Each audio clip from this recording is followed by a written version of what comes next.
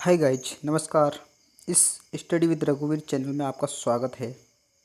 तो दोस्तों, आज अपन बात करेंगे 20 ऐसे इम्पोर्टेंट क्वेश्चन जो हिंदी शिक्षण विधियों के अंतर्गत एग्जाम में आ सकते हैं या छेद कर सकते हैं। ये रामबाण साबित हो सकते हैं। आप इनको ज़रूर देखें, पूरी वीडियो अच्छी तरीके से देखें। तो चलते हैं दोस्तों आगे। बालक पहले क्या सीखता है? तो बालक सबसे पहले लैंग्वेज भाषा सीखता है। दोस्तों ध्यान रखना, सबसे पहले बालक जब जन्म लेता है तो उसके बाद में वो रोता है तो क्या सीखता है? भाषा। Very very important question. साहचर्य विधि को अन्य किस नाम से जाना जाता है? तो मॉन्टेसरी जो प्रणाली है उसी को साहचर्य विधि को अन्य नाम से जाना जाता है। ध्वनि साम्य विधि का प्रयोग किया जाता है तो समान ध्वनि वाले शब्दों के शिक्षण में, यानी समान ध्वनि जो समान साउंड है उनके जो शब्द है तो उसके शिक्षण में ध्वनि साम्य विधि का प्रयोग किया जाता है। दोस्तों तो वेरी वेरी इंपॉर्टेंट क्वेश्चन है। निम्नांकित में से शिक्षण की नवीन विधि है तो जो नई विधि है तो कौन सी है? दोस्तों यह ध्यान रखना कि भाषा शिक्षण के यंत्र विधि जो है नई विधि है। आगे बढ़ते हैं कि शुद्ध भाषा सिखाने में कौन सी विधि उपयोगी है? तो व्याकरण अनुवाद विधि। जो शुद्ध भाषा या अच्छी भाषा, जो साफ या शुद्ध भाषा सिखाने में कौन सी विधि उपयोगी है? व्याकरण अनुवाद विधि, यानी कि व्याकरण का ज्ञान कराया जाता है। रसानुभूति होती है, यानी कि जो अनुभूति भावों में होती है। तो रसानुभूति किससे होती है? स्थायी भाव के जागृत होने से। ध्यान रखना, स्थायी जो भाव है उनको जागृत करने से, अलौकिक आनंद की अनुभूति से, व रस दशा को प्राप्त होने से। दोस्तों तो वेरी इंपॉर्टेंट क्वेश्चन है ये भी। आगे बढ़ते हैं। चैनल को आप अवश्य अभी के अभी सब्सक्राइब करो दोस्तों, और इसी तरह की वीडियो मैं लाते रहता हूँ।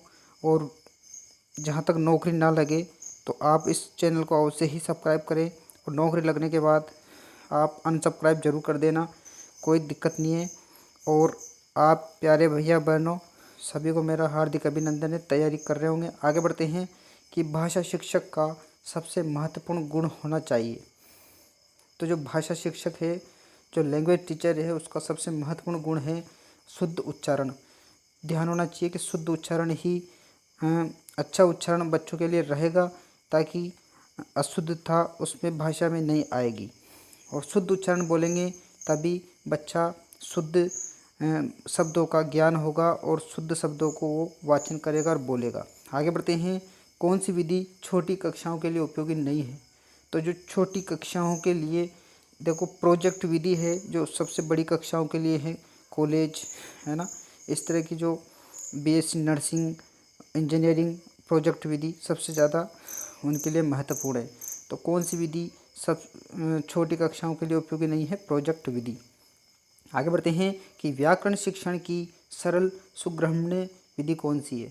तो जो व्याकरण का ज्ञान कराया जाता है तो आगमन विधि वेरी वेरी इंपॉर्टेंट है। आगमन विधि को रट लेना दोस्तों, एग्जाम में क्वेश्चन अवश्य आता है। आगे बढ़ते हैं कि आधुनिक शिक्षा का जनक किसे कहा जाता है?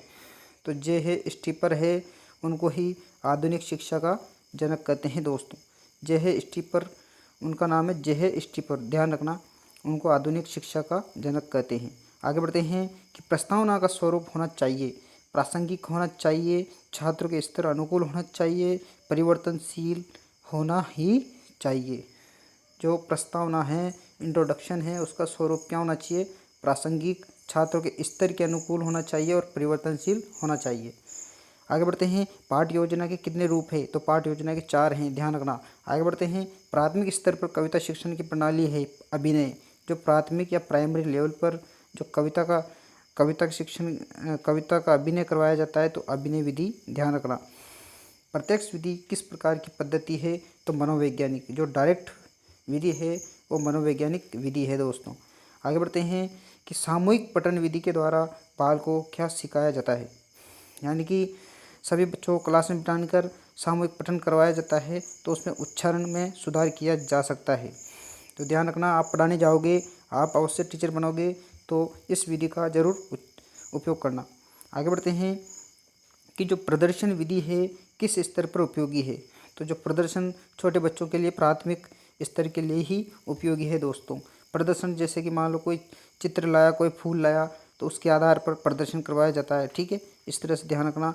आगे बढ़ते हैं कि भाषा सीखने का सबसे अच्छा तरीका कौन सा है? तो भाषा सीखने का टेक्स्ट बुक को पढ़कर। जो भाषा सिखाई जाती है बच्चों को टेक्स्ट बुक को पढ़कर। आगे बढ़ते हैं।